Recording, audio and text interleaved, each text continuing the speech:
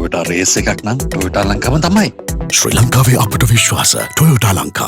President Anura Dissanayake departed on July 28th for a 3-day visit to the Maldives at the invitation of Maldivian President Dr. Mohamed Mizu. During the visit, bilateral talks were held between the two leaders, focusing on strengthening cooperation across various sectors. Several key agreements were exchanged between the two nations, including a memorandum of understanding between the Foreign Service Institute of the Maldives and the Bandaranaike Diplomatic Training Institute of Sri Lanka, as well as an agreement on mutual legal assistance. Meanwhile, President Dissanayake also attended a meeting with the Sri Lankan community living in the Maldives, organized by the Sri Lankan High Commission in the Maldives. Why were we chosen to lead a new government and bring about political change? On one hand, there were separate laws for the rich and powerful and ordinary citizens. There was also a repulsive political culture. Citizens wanted to put an end to this and were eager to usher in a new political culture, one that is closer to the public. The people were determined to eliminate the fraud, corruption and waste that had infiltrated the machinery of state,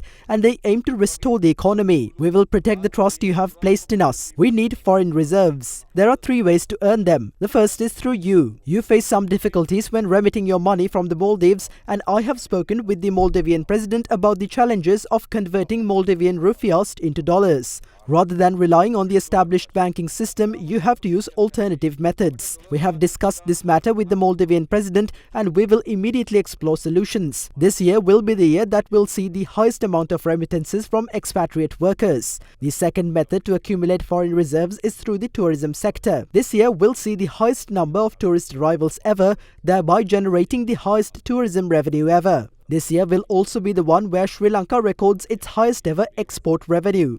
We must digitize the government. Instead of being stuck in the past, the government must embrace technology. In this regard, digital identification is critical. All transactions will be linked to the digital national identity card. When this connection is established, hundreds of thousands of transactions will be processed per second. Therefore, we need a company with significant experience to build this platform, which will be funded by India. Afterwards, we will be the ones responsible for collecting and managing the data. There will be no data exchange with India, as we will be handling this ourselves.